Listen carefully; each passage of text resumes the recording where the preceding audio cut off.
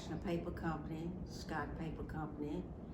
There was Bemis Bag Mill, and maybe some others around in the area. And from the smokestacks, pollution would fall all over the neighborhood.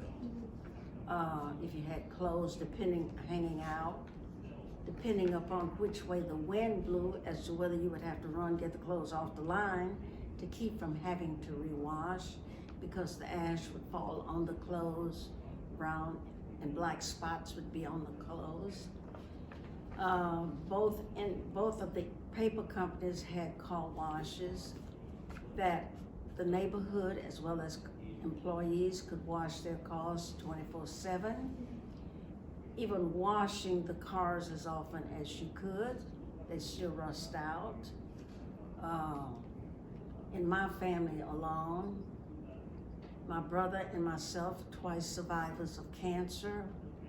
2 brothers died of cancer and a sister died of cancer. Whether the chemicals was the cause of it or not, I don't know. But of the 7 of us, 4 of us was diagnosed with cancer. 4. Yeah. So that's where we stand. I feel personally that it was due to the chemicals, because my mother died of a brain tumor. My father died of natural causes. Yeah. And as a kid, I attended school there, from elementary school at Whitley Elementary School, all the way through Mobile County Training School. And you could tell when the mills were at full blast sometimes, because you would have like snowflakes in the air in the summertime. You would have the smell. The water would be different colors in certain sections of the community. And individuals would play in those waters, and things would happen. And you never thought about what was going on. I had a sister that died of stomach cancer. Was it contributed to that? I don't know. There are a number of the neighbors in the community and young people in the community who have had cancer from the industries. I think the industries provided a great deal of resources and jobs, but at the same time, I think that there were things that they did not do that probably they could have done to be more community friendly in terms of things. It's my understanding that when certain pressures were put on certain industries to clean up and do things, rather than do that, they decided to leave the community and did not do anything to improve the area in which they left from as it related to the pollutions in the community.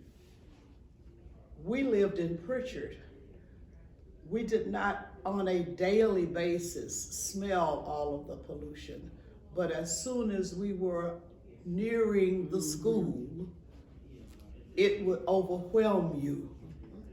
And I can remember that as recent as when I was an adult teaching school, there was a campaign in Mobile, Alabama named Mobile Stinks that was all over the publicity. And this is the time I think Anderson was referring when someone was putting pressure on the industries to clean up. Many of them did indeed leave rather than clean up.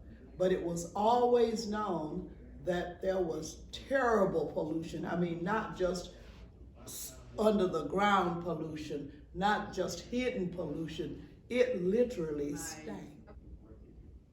Childhood days, I would recall odor, didn't know where it had come from, but once I found out and started looking in the air, you could see the smoke in the air.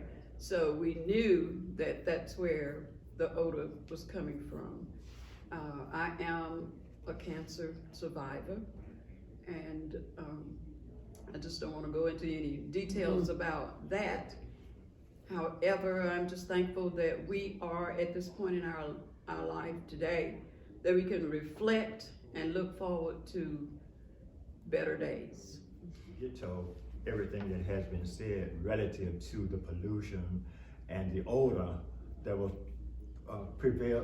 was prominent throughout the city. You could tell when the paper mill was doing something because it was in the air. But one of the fondest memories of the paper mill was that our bus from Pritchard would always unload us at the paper mill, and we had a trail that we would come through from the paper mill on Turner Road to the campus at Mobile County Training School. And we could always hear what the citizens of Plateau were talking about when they talked about the pollution and the deterioration of the automobile and all the pollution that was in the air in that area. And so it has always been a source of disdain for all of us in the Mobile area as related to the pollution coming from the factories in the Plateau area. There were a couple of industries that were left out, namely Gulf Oil Company and the Creosote plant. They did, well, the Gulf Oil Company was a refinery, and of course the Creosote plant did telegram poles, light poles, and that kind of thing. And one thing in particular about the paper mills, and I would say the refinery, whichever way the wind was blowing, whoever was downwind from it, then they were the ones who would be experiencing whatever fallout there was, and particularly the odors that were coming from it. As an adult, I lived in an area where they had lots of refineries. There were several persons who had done studies, and whereas they did not conclude that these industries caused the cancer rate to be high along the Mississippi River, but they did conclude that it was higher, significantly higher in those areas near refineries than in other areas. As Anderson probably said, that the mills or the industries provided resources in terms of employment for a lot of people, even some of our parents. Maybe that's why some of them even moved over there, to be near their jobs. And I recognize that there's a thin line between economic development and the health of people. We have that problem today even. But there are things that could have and should have been done to at least downplay some of the pollution that was going on in that community at that time. And it's very clear that the polluting industries were all in the same area where African descendants lived. Black.